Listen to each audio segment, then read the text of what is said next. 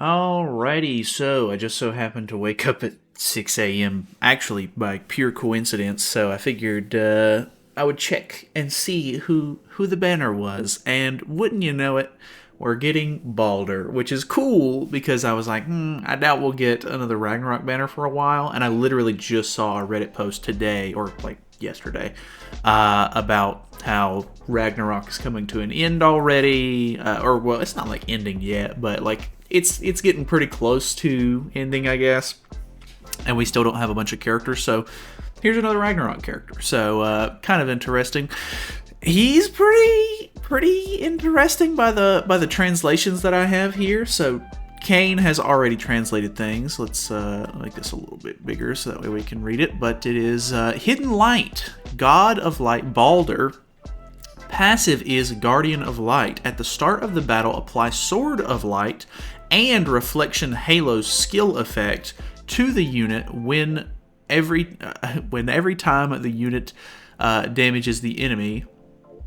Increase specific allies' base stats by 5%, max of 30%. I feel like there should be like a comma in here or something, but it's okay. Also, for every specific ally participating in battle, increase the unit's defense-related stats by 10%. When the unit is assuming a stance, increase specific allies' defense-related stats by 30%, and when the stance gets removed from the unit, heals 30% of the unit's max HP. So, that's pretty cool. So, Sword of Light is every time specific allies take damage from the unit's skill usage, increase the unit's critical damage by 40%, maximum of 240%, which is kind of big. And the reason why he's increasing his critical damage is because the actual counter skill itself has Sever on it. So it's going to have triple crit chance, so you should hopefully be critting with it. Obviously, that means that potentially somewhere down the road he might have lower crit chance, like, because I mean there's several characters that we have in the game right now that still probably can't crit very well, but those are like really old units at this point, so it'll take a while for this guy to get like overshadowed in that aspect, get power crept. His specific allies are unknowns and Ragnarok characters, which is completely understandable. That's what I expected anyway. And then skill 1 is Spectrum Slash, which is inflict damage by 450% of defense, reduce ultimate move gauge by 3 to a single enemy. So you'll notice that all of his skills are defense based, which also makes sense because he is increasing defense related stats and stuff like that for the team. So that is pretty cool. Increases specific allies base stats by 5%, max of 30%. The fact that he has up to 30% basic stat increase is pretty crazy too. I mean, like, it's going to take a little bit to get that going, but it's not too bad every time the unit damages the enemy. So, I mean, you're also putting on Reflection Halo, which is his stance skill. Like, you're putting on the skill effect for that, which means you're going to start with a stance already enabled. And that's really interesting. I think that's the first time we've ever had like a stance from the get-go, like you know, there's always been like blue buff taunts and stuff like that. Like Tyr is a good example of that, or like gray buff taunts from like Albedo or Sabnak. But this one's the first time that we have like an actual stance effect going off turn 1, which is interesting. His ultimate is Shining Judgment. Apply buff that increases defense-related stats by 80% for 2 turns and inflicts flood damage by 450% of defense to all enemies. So it kind of sucks that he's a defense-based unit in the pure sense that the defense team now is pretty much dead. Naofumi doesn't even, really do a whole lot of stuff with defense anymore. People just build him into HP defense nowadays, which is a bit of a slap in the face to me, at least, just because I liked the defense team, and I don't think Naofumi actually cares about being too much defense based anymore. But who knows? I'm sure there will be some wacky teams that the YouTubers come up with, and it'll end up being Baldur and like original Blue Tarmiel or something like that. Just stuff to help with the stance and increase defense and stuff like that. But It looks like the scaling on the ultimate's not too bad. 300% damage all the way up to 400% or 450%, and then it's 80% defense-related stats, right? Yeah, defense-related stats on level 6, but it's only 30% defense-related stats on level 1, so a little lower. The banner is actually very interesting. This is a seasonal banner if I've ever seen one, and it's the first time that Gelda is coming back. So Gelda is on here, Christmas Valenti, Christmas Roxy, Christmas Dahennefor Liz, the blue one, because they're all Christmas. We have LR Liz, which is nice, because I still need extra copies of her. I don't know if you do. The blue Håkon Oslo, blue Elaine, green New Year's King, which is a newer unit, and I'm glad that he's coming back because he's actually pretty useful. Green Elat, and then we have Tristan as well. So you do get Baldur at the 600 mark guaranteed.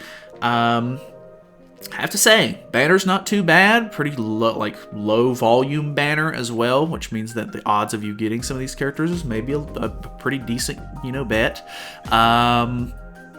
It is right in the middle of a festival, and we've had back-to-back festivals, so I don't know what to really say there. If you have the gems for it, he does seem kind of cool. He's actually got some decent outfits, too. I like his... I don't typically like the casual outfits, but I like his one. And then the armor is probably just what I'll end up using, because I like the more, fantasy-themed costumes, but... yeah, these are not too bad. We have a new card set coming out as well. Nidhogg card. Okay, so it looks like we've got a little bit of a rough translation here, but I'm gonna have to look at this one real close. During battle with monsters, I assume demonic beasts, the basic stats of allies are increased by N%, so 10% up at maximum, and defense abilities of allies suffering from the food poisoning debuff are increased by 10%. Okay. I don't think that's all that great, I'll be honest. Basic stats by 10%, defense-related stats by 10%.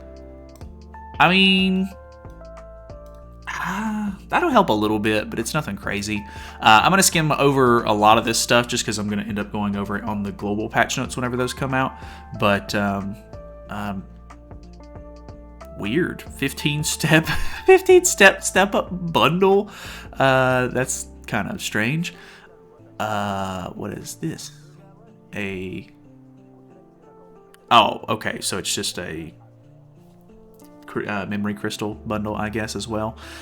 New login event with some demonic beast materials. That's actually kind of nice. There is a multi for special missions. Oh, the AFK Hawk event's coming back, so that's kind of cool. The Leonis Fireworks Festival's coming back. Oh boy. This is interesting. I did skim over this earlier. We're getting final boss Hell, which is kind of cool. The shoulder piece thing she's got going on here is kind of interesting, and the headpiece is also kind of cool. So I'm not 100% sure what to think of this, but Ragnarok themed final bosses are kind of interesting. Feels like another L for catastrophes, considering catastrophes have been in the game for longer and they have never gotten a final boss. But I guess they have a disaster battle event maybe, so I don't know. It's not really the same thing, considering that you get costumes. Well, sometimes they give out costumes through that too, so I don't know. I don't know how to feel about this. I like Ragnarok more anyway, so I mean, I guess win for me, but for the catastrophe stuff, man, it feels like a little bit of a slap in the face. But you do get the headpiece if you place 50% or higher, so you're going to need to at least try a little bit if you want the headpiece itself. But the actual cosmetic, like the outfit and the weapon, are both in the exchange shop, so they are doing the newer format where there's challenge points and then regular points. Looks like the exchange shops themselves aren't too bad. 10 LR seals in the regular one is pretty nice, and then the clear rewards are pretty typical there, except for whatever this chest is, not 100%. Let's see here. Chaos Battle is coming back, Season 6, so that'll be kind of fun, I think. Ragnarok Training Support Event increases the amount of World Tree memory fragments acquired during the event. Oh, that's actually kind of nice.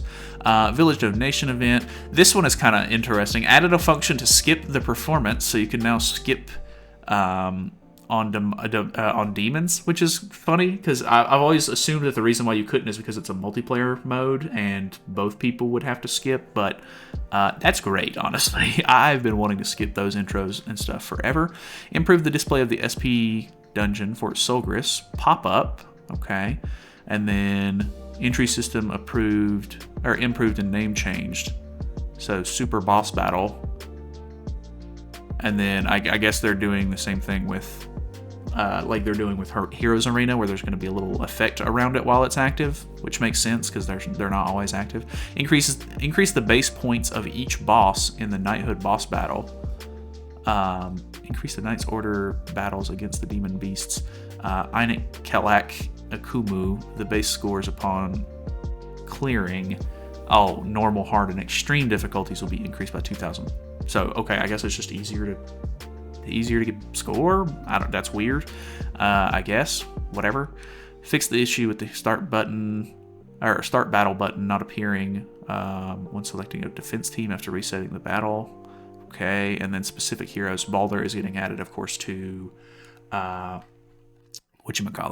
Heroes Arena. So, kind of an interesting patch. I'm interested in the final boss. I'm obviously interested in the character. And there are a lot of free events and stuff like that in here. This bundles page section is actually massive for this patch. But yeah, Nidhogg card set is also interesting. I have not really messed with Nidhogg all that much. But, I mean, Rat can still be kind of annoying. And I think the card set will help.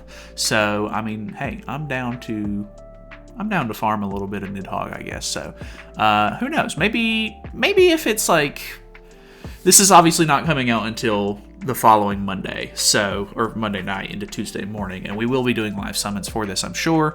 I don't think I'm going to be farming Nidhogg on stream that night, but depending on how the week goes or whatever, I might try to do a little bit of a stream, and we might try to farm Nidhogg a little bit, see if we can drop the card. The drop rate on cards is pretty low, so I'm not going to get my hopes up for that, but it could be kind of interesting. So either way, let me know your thoughts and opinions on the character. I am pretty interested in the unit. I mean, Baldur's cool in general. He's got the cool factor on, and I love a good counter stance character. So, yeah, I don't know.